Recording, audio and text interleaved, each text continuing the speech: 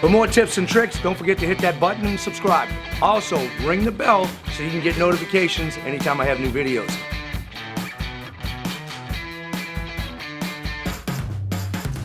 Welcome to PuR&x Toolbox. Today I'm going to show you a cool little tip that is going to save you a lot of money and give you some really neat looks. This right here is just my drywall behind some thin plywood. Why am I going with that? Because I can butt it up against my existing trim without having to remove it, and it still gives you a nice reveal. If I were to put 1x on there, it would stick out past my trim and it would look terrible. Your trim would be recessed. This way, you still have a nice reveal.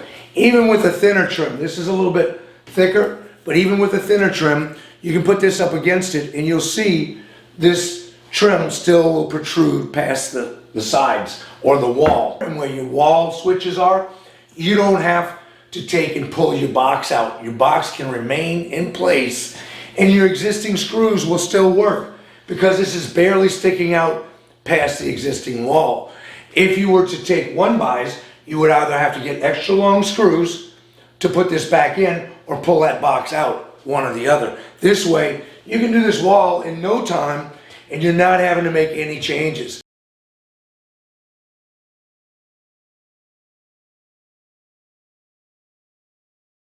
If you have little patches or imperfections or holes in there, you can cover right over it with these planks.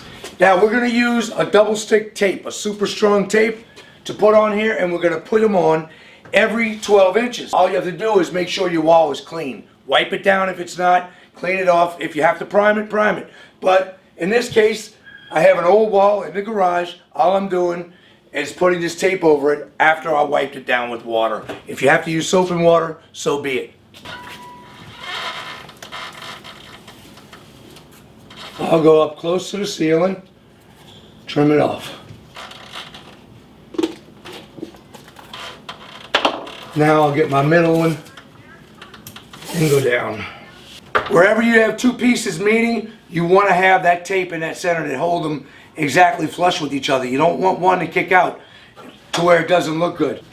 On most cases, when I'm doing any type of wood or anything going up the wall, I start from the bottom and work my way up. But in this case, I want the fat piece, the wider piece, to be my top piece. So I'm going to start from the top and work my way down. No big deal. You just have to make sure that you have this thing level. See how I missed right here? I'm going to put a piece of tape right down this edge because I want these two to touch. You see, it's going to want to flap a little bit. That's what I was talking about.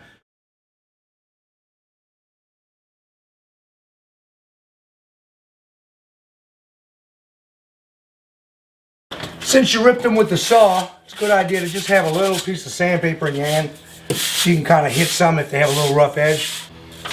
And you make sure it's clean.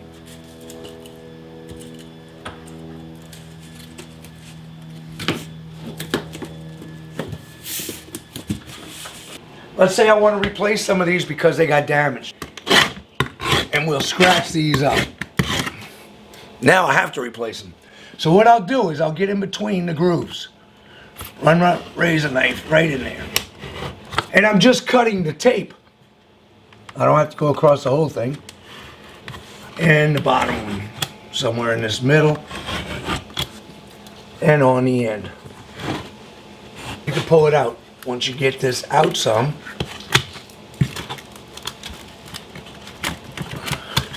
they stick pretty good.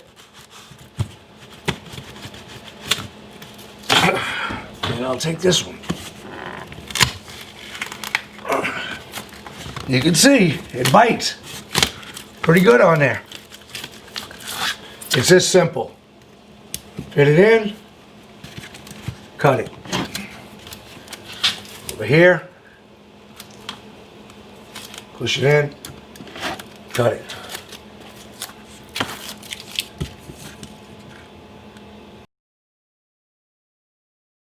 I have my cut piece here. I will tuck it back before I push it.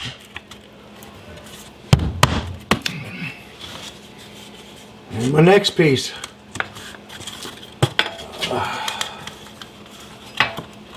Be real careful.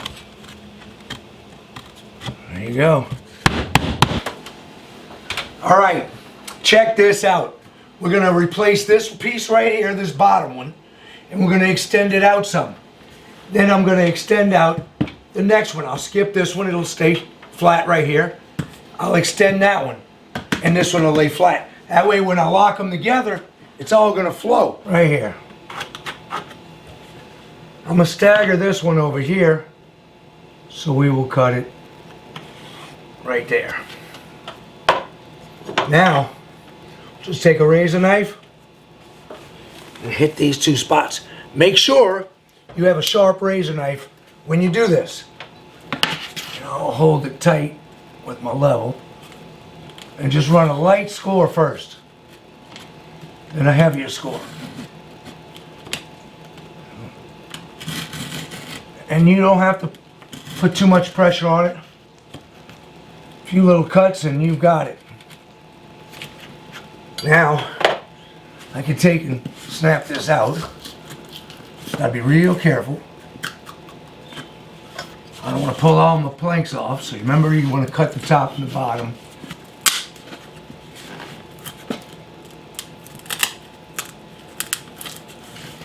Once we got it out, now we can hold it out here and easily go through it.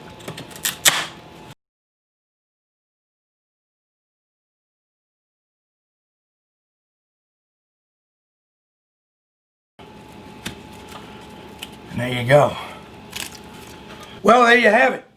This came out really cool. You can do it on any wall. You can even do on ceilings if you want, as long as you're not putting it on popcorn. I'll have some new videos in the future showing that. This stuff is easy to work with, and there's endless opportunities with it. I can stain this or paint it any color I want, and if I don't like it, I can change it. Also, like I said, easy to repair, easy to add on to. All of that stuff, super simple. If you don't mind, please drop a comment on me, hit like, and I'll see you on the next project.